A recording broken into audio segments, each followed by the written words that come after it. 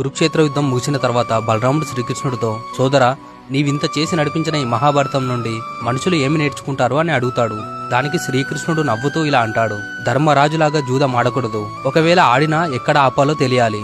కర్ణుడిలాగా ఎవరు మంచివారు ఎవరు చెడ్డవారు అని తెలుసుకోకుండా మాట ఇవ్వకూడదు. ధృతరాష్ట్రుడిలాగా కొడుకులు ఏ తప్పు చేసినా సమర్థించడం మానుకోవాలి. కుంతిలాగా పరిణామాలు తెలియకుండా కోరికలు కోరకూడదు. ద్రౌపదిలాగా ఎక్కడ పడితే అక్కడ నవ్వకూడదు. దుర్యోధనుడిలాగా పరాయి వాళ్ల మాటలు గుడ్డిగా నమ్మకూడదు. పాండురాజులాగా కామవాంఛతో ఉండకూడదు. భీష్ముడిలాగా ఆలోచించకుండా మాట ఇవ్వకూడదు. దుశ్శాసనుడిలా ఆడవాళ్ల శీలాన్ని అవమానించకూడదు.